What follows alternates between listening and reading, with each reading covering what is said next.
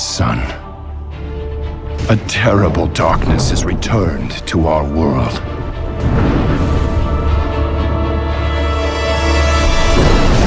As before, it seeks to annihilate everything that we hold dear. I go to face it, knowing I may not return.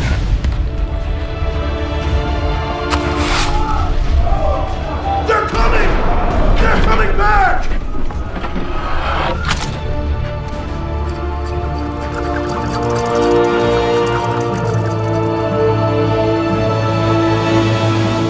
All my life I have lived by the sword. I've seen kingdoms burn and watched brave heroes die in vain.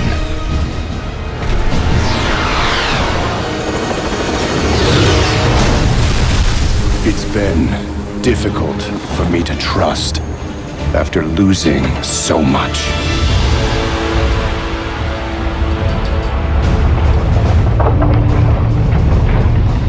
But from you, I have learned patience, tolerance, and faith.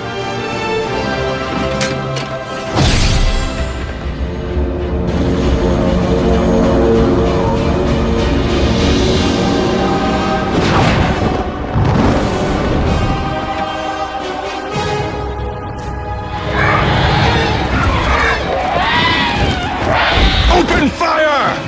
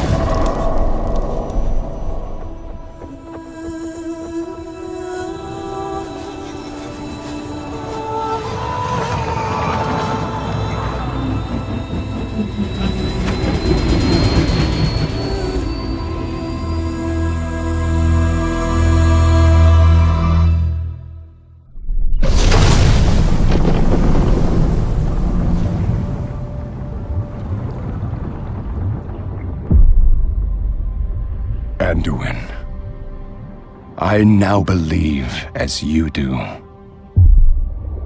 that peace is the noblest aspiration. But to preserve it, you must be willing to fight.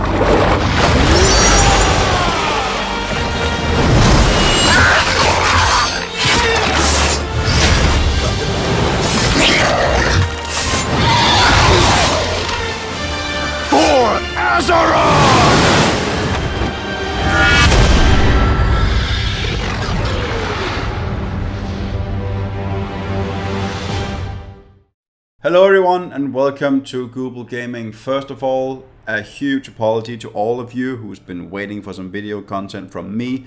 It's been quite hectic with a lot of moving around and doing weird stuff, but now I'm back and I'm gonna stay here.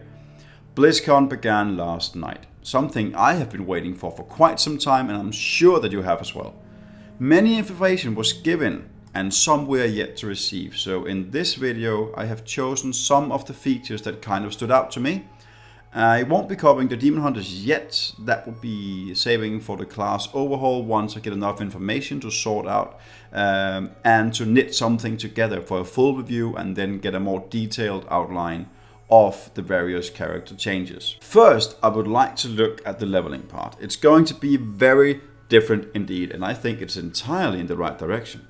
Instead of the usual linear leveling process we have had in the past, where you had to level at one place in order to go further, and then you might be stuck in between leveling in a zone you dislike or doing dungeon farming until you were high enough level to go to the next zone, you can now choose to go to any of the 4 leveling zones from the beginning. Even though I would love to have seen more than 4 zones in the beginning, what's interesting about this system is how the story will progress with you. and being able to go back and follow up on quest and lore at any given time, while your artifact weapon will be more and more powerful as you progress through the levels.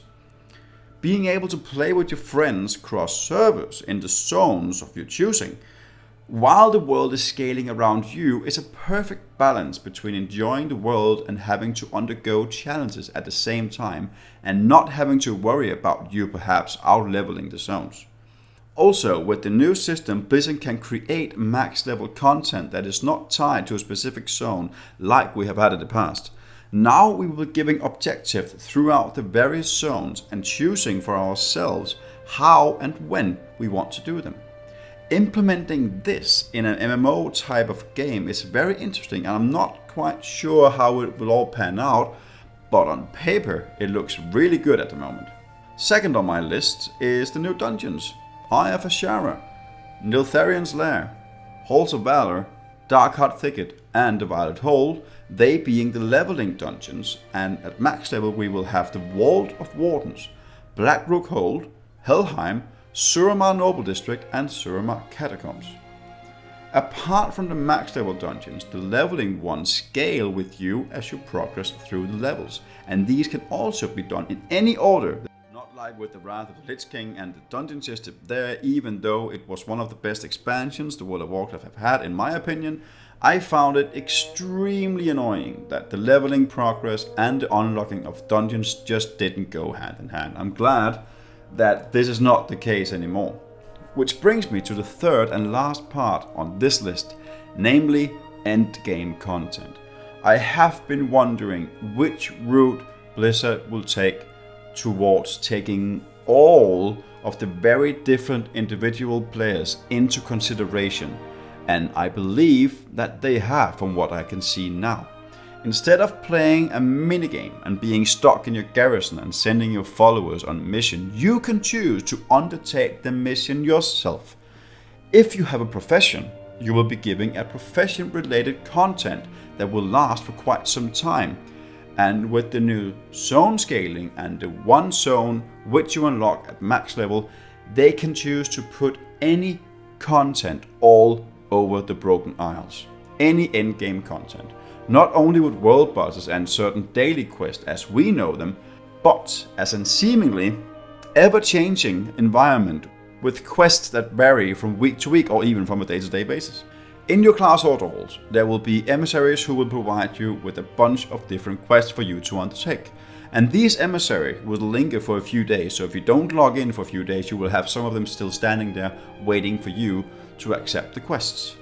The adventure system as we know it from Diablo 3 seems similar to what we see here, although the quests will be PvP or PvE oriented, and some of them will apparently be more rare and won't stay there forever. We don't really have an answer to what the specifics are towards the new adventure mode, but it looks like the bounty system lines up what we know from Diablo 3. It's not entirely certain yet. I suppose there will be more information coming out later today, since it's the last day of Blizzcon. Throughout the latest expansion, there has been little or no reason to go into dungeons when you reach the point of raiding on a higher difficulty, such as heroic or mythic. And it would appear that Blizzard now gives everyone a sentiment to go into dungeons again. They implemented a new form of challenge mode. Now it seems that there are more powerful rewards to be had if you complete the challenge mode at a higher level and not purely a cosmetic reward. I'm gonna read up here from the MMO Champion. Challenge's keystone is used to start the challenge mode dungeon. It may come from world objectives. The keystone has a power level that determines the difficulty and reward. Higher levels of it will have some additional modifiers. There are now a single timer roughly around where silver is now. If you beat the timer, you upgrade your stone and can take on more challenging dungeons. If you fail, you lose your stone, but you still get loot. That's taken directly from the MMO Champion, and basically you can now upgrade that keystone, Challenge's keystone, much similar to how it was in the previous expansion patch of Diablo 3. How far it goes up we don't know yet, but it really does sound like a brilliant idea to say the least. And in my opinion, this gives other players who are not raiding yet on a regular basis, and also for those who are, something to sink their teeth into and bringing the dungeons back in the game so they're just not in the corner gathering dust. And with the scaling of the world around the players instead of reshaping player stats, Blizzard gives themselves immense opportunities to push players to the limit here. And I find this all very, very interesting. The Legion expansion is expected to be released on or before September the 21st of 2016, and the beta will be following up in the weeks after Blizzcon. Now, it's important to notice that this is an approximation, it's not set in stone yet. Personally, I hope they will release it way before. Obviously, we will need to test everything out in the beta, so they will be needing some time to fix whatever errors or mismatches that are bound to occur in there. But 11 months with a Pexis Crystal Farmer is not something that I'm looking particularly forward to. But let's see. I wouldn't recommend you purchasing the Legion expansion just yet.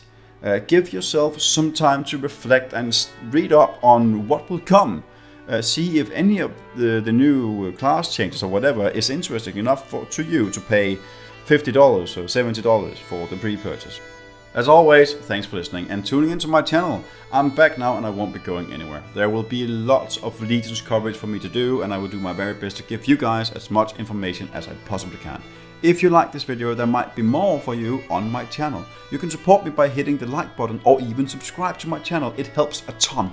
Links to my Twitter and Twitch account will be in the description down below. This is Global Gaming, and I will see you next time.